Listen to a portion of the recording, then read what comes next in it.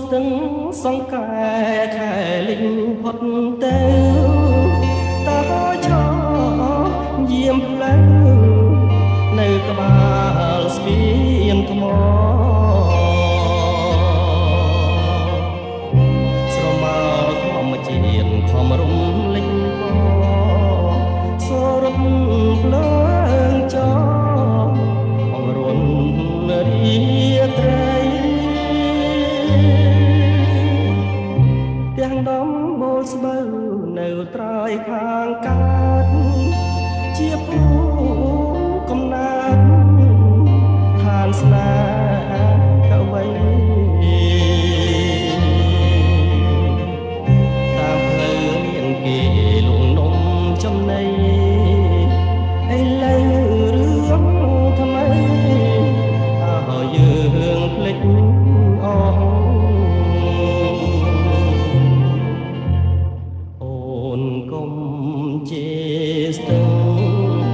បើខឹងនឹងបងទុកគ្រាន់ដើរឆ្លងនឹករឿងស្រណង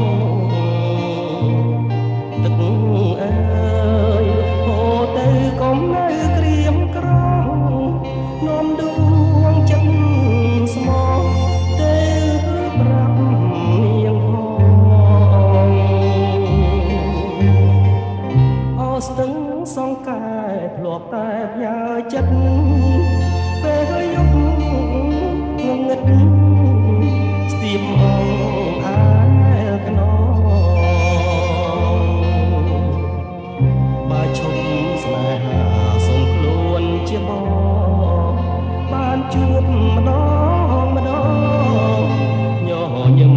គ្មានឈប់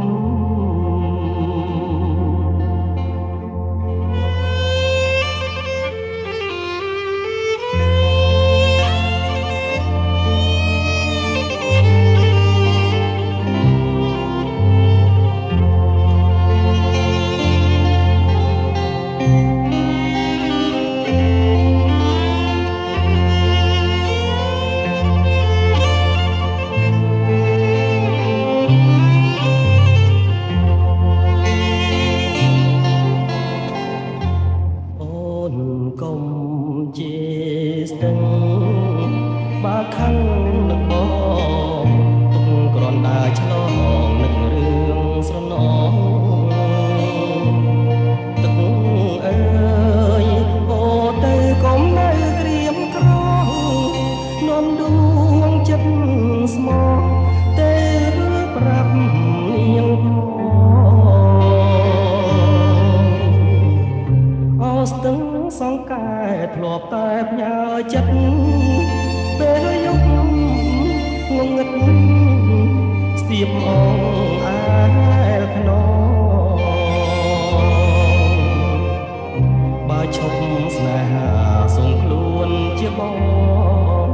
បានជួបម្ដងម្ដង